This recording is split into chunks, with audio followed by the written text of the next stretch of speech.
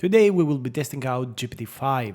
Yesterday I made a video about GPT-5 inside of Cursor, which is completely free to use right now for everyone, but I really want to test out also the UI that is available on the ChatGPT website. I have the free version, so this could give a sense to you about what you can get with a free subscription. We're going to create three simple things. The first one is an interactive Pokemon Pokedex website. So let's get started with that. So let's see what ChatGPT-5 can actually do. So it's going to get started by thinking longer, and it's going to get started creating React components, listing. Okay, so that's interesting. It starts with a first phase that is all about creating a plan. So it starts by thinking and creating a plan. So this is pretty much prompt optimization done on their end completely automatically, which is super interesting to see. The model is also quite fast during inference. I could see around 100 tokens per second here, which is quite interesting. It's a lot faster than the previous models. I don't know if this is inference optimization or the actual models are smaller, which I would find really interesting, to be honest with you. The model also selected React to create this website. So let's see what the response will be. I would be really interested to see the final result. And of course, you can go ahead and watch the video yesterday to get a comparison between the two models. One inside Cursor that uses agentic mode and the one from the online version. Okay, so the response is ready and we could potentially run the code and see a preview of the website just inside ChatGPT, which would be quite interesting, to be completely honest with you. So let's allow access, allow selected, and this is the website. So the website looks quite nice, gotta say. There are some very small mistakes that are done due to the selection of my system values. But in total, this looks nice, this looks super clean, and it's a good response. I think the response from Cursor was a little better, but nothing super major. So this is the first response from today's video. The second one will be about creating a Flappy Bird game in a single HTML page. So let's see what ChatGPT online version can actually do. We can see it thinking here. So it didn't have to think for quite a while to create this plan, and it started immediately writing the code. What I find really interesting is this prompt optimization step that it takes before it starts writing the code. I think in general, in terms of everyday use, the experience feels a little better.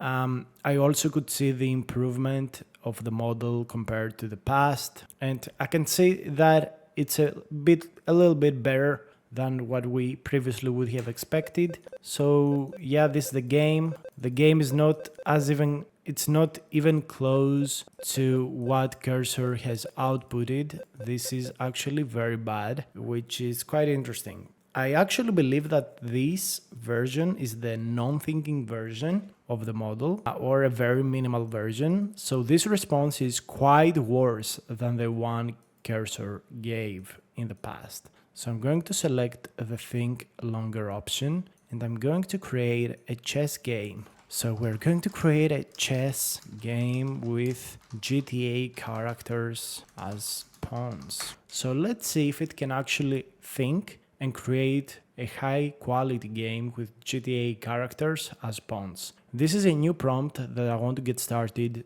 and start trying it out. I think this would be very interesting, and it could give us a little bit of an understanding of the more capabilities of the model. So I mean, the Flappy Bird game gives us an understanding of how the model understands difficulties and creates nice menus and UIs, essentially gaming.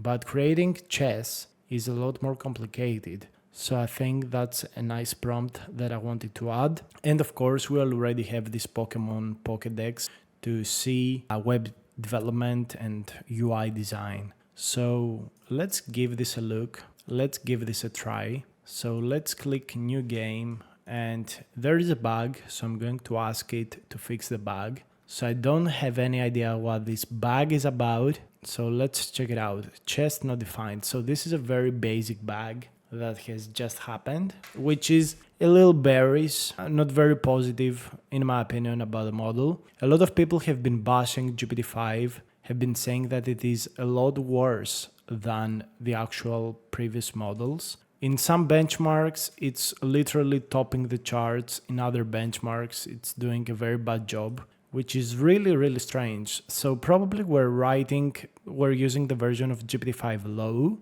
with 63 intelligence, whereas with higher intelligence, it's, let's say, better than Grok 4 and all of the previous models. And this is from, an independent evaluator. Maybe we even use GPT-5 minimal at this point. I really don't know what kind of version we use. It's not very transparent. It's, this experience, I expected to have more clarity about which model we use, what the model capabilities are. But it's quite obvious that this is not like the case. This is not the case at all anymore. So I'm just going to go ahead, close this, and, I will open up the game. I'm going to run the code. Hopefully it has fixed the bug and the problem. But it feels like we probably don't have like the correct model. And yeah, everything looks super bad. Like this is not a good result at all. Like I don't see the game. I don't see anything. And yeah, that's quite disappointing. I think they've got a long way to go with these new capabilities. Like the model needs a lot more polishing. It doesn't feel right. Like in all honesty, it feels a lot wrong. I will give one more try to the model. Let's try something else. Create a web page that teaches transformer LLM models to a beginner. Let's try this out. Let's create a web page that teaches transformer language models to a beginner. Let's see if we can get a better response from that. But in general, the experience that I see in the chat model is a little disappointing. Yes, it's faster. Yes, it feels a little bit more fluid. I see some capabilities being better, but in total, it feels like a small step backwards. Maybe for OpenAI, what I have been discussing on Twitter actually with other people is that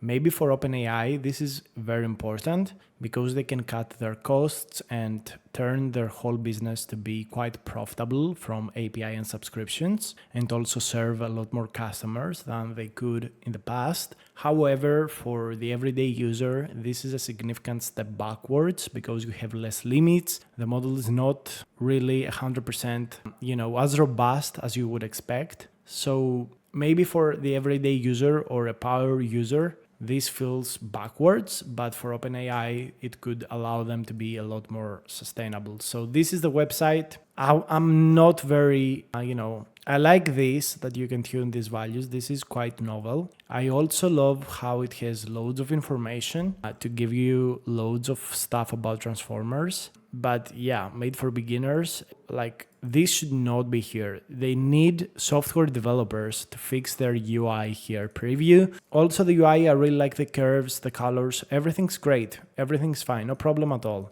But there are some things that are not robust. Like this is not actually a website. This is like I have opened up like a tablet and I'm, looking at this. This is not what I expect from the model to output when I say create a web page that teaches transformers. I like that it has the information, but it lacks so many things, which leads me to believe that we use on the online chat with a free version this GPT-5 minimal, which is not smart at all. This is very, very bad. See here the comparisons, like it's obviously worse than even the small open source model. It's that dumbass, which is not good. This is not good at all. They completely need to do a shift. Maybe use GPT-4, 5 mini thinking or something like that. They have to shift away from this bullshit because this is not good. This is not good at all.